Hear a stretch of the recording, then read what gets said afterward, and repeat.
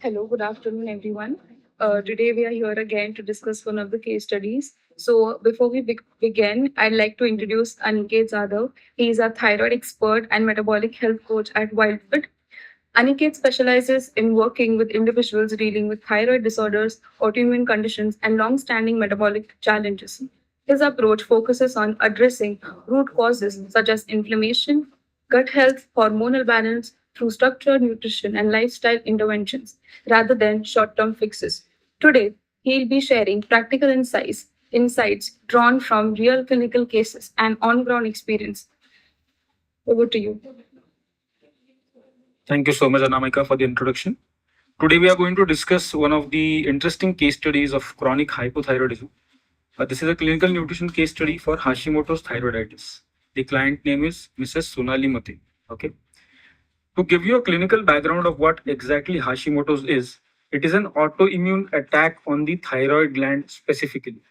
Whenever the immune function or the immunity of your body gets over flared up, is when it starts attacking its own tissues, suspecting it as a foreign body.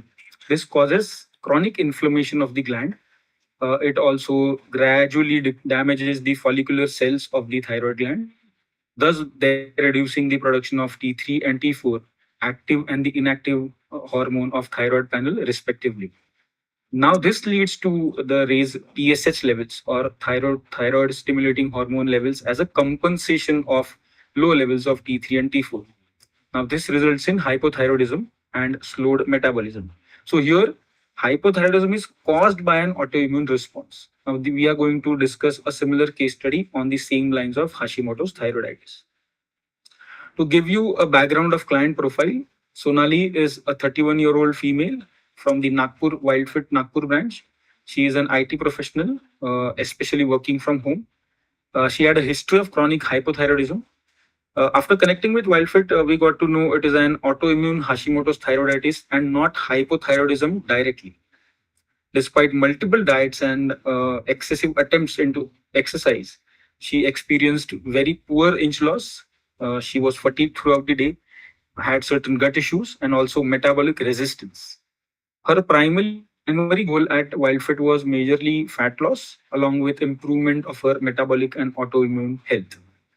Her medication was thyroxine, 50 microgram daily, which had started before her pregnancy. The case conductors were me, Aniket, and also Azad Sheikh from the Nagpur branch. My major focus was on her autoimmune thyroid health, restoring her gut health, and also metabolic resilience.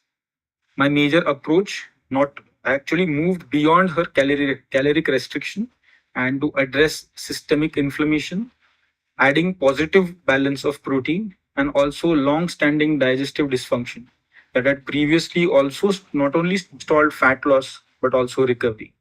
I restructured her nutrition towards an anti-inflammatory aspect that also supported her gut and also aligned her hormonally. My major aim was to improve her immune regulation, also normalizing hunger and also satiety cues. Azad, on the counterpart, majorly oversaw her training and physical conditioning. His major approach was a strong emphasis on improving her strength, which was one of her goals, improving her quality of movement into her joints, recovering, and also the capacity of her recovery. His major programming prioritized progressive overload into the workouts, is also respecting her fatigue history and joint sensitivity. He focused majorly on consistent strength gains, improving neuromuscular efficiency, and also recovery awareness. Azad played a very key role in supporting lean mass retention and improving overall physical confidence throughout the journey, given her metabolic issue with regards to thyroid. The anthropometric data showed her weight at 59.7 kgs, BMI was 21.7, at a body fat mass of 21.8. Her skeletal muscle stood at 19.1 kgs, and also her body fat percentage was 36.5. So, this was a clear case of body recomposition along with metabolic health as well. Certain clinical signs and symptoms were clearly visible into her general lifestyle. There was some issues with her gut. pointing towards to bloating, indigestion, constipation. She had specifically low energy intra workout.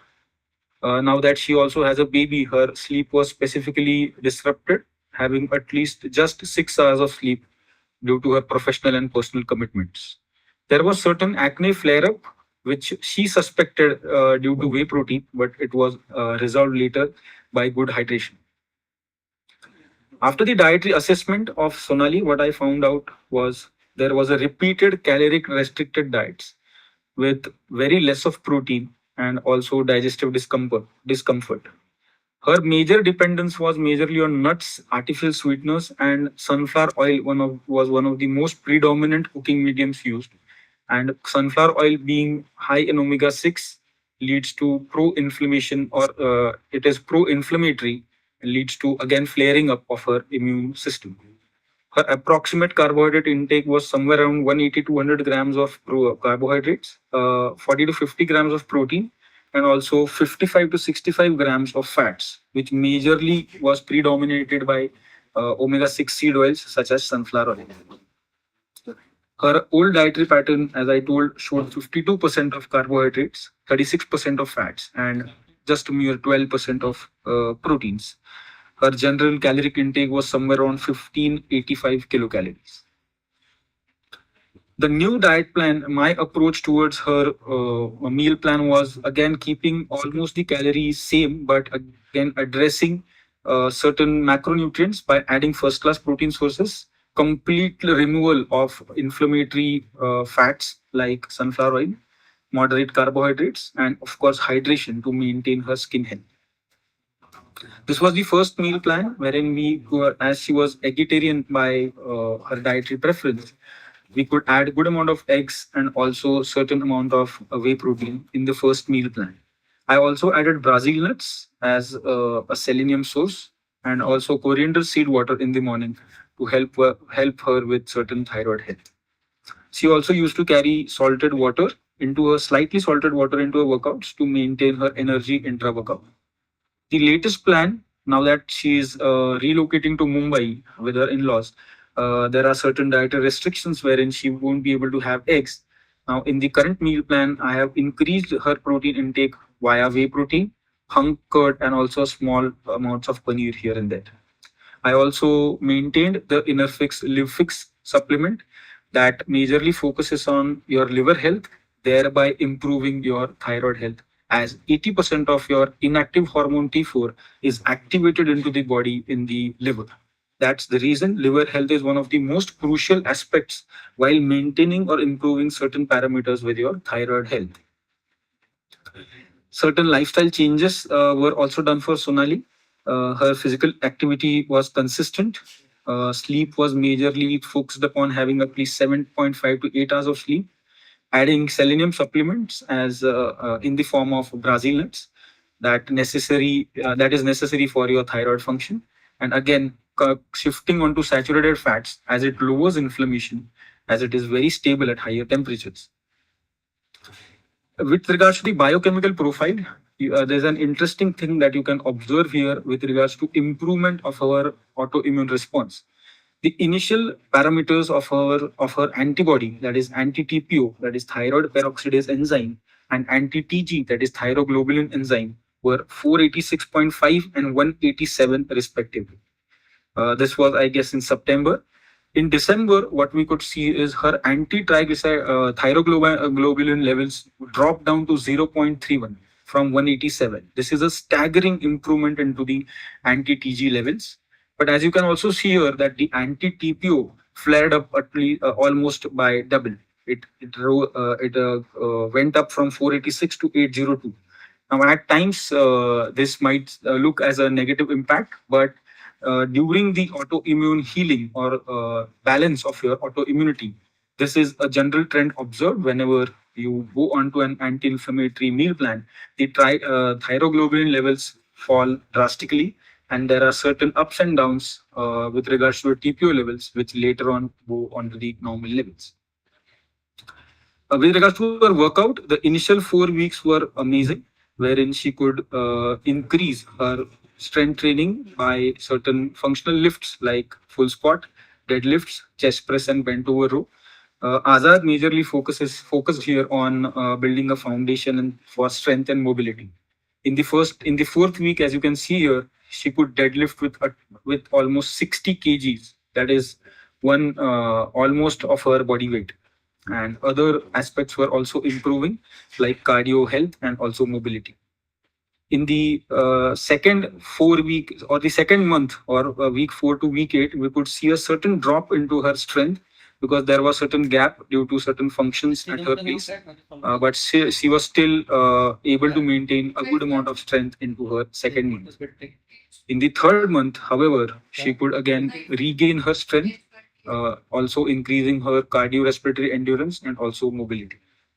We can also look this improvement into a graph wherein you can see that her deadlifts skyrocketed in the first month, then had a small dip and again maintained at a good level. Along with that, squats and bench press also you can see a gradual increase after the small dip due to her gap into the health program. With regards to her changes, when she joined WildFit, she was a transfer client to me. When she joined WildFit, she weighed around 64 kgs. Currently, she is at 59.6, with reduction of body fat percentage from 37.8 to 35.4. Her fat mass also gradually reduced from 22.3 to 21.1, and also increasing her muscle mass from 18.8 to 19.2. Now, this might you might feel that this is a very normal change into her body composition, but we also have to take into consideration about her metabolic health, wherein hypothyroidism always lowers down the metabolism, giving you very slow and skewed results. Now that she'll be moving to Mumbai, relocating to Mumbai, there are certain aspects we have decided as a way forward.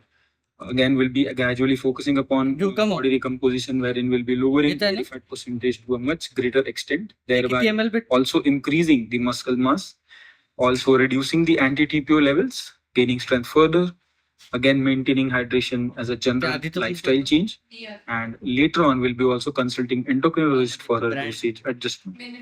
To give certain dietary guidelines for people who are already who might be watching this video, there are certain guidelines that I can add into for people suffering from Hashimoto's, or any of the person who is suffering chronically from hypothyroidism for the past 5 to 8 years.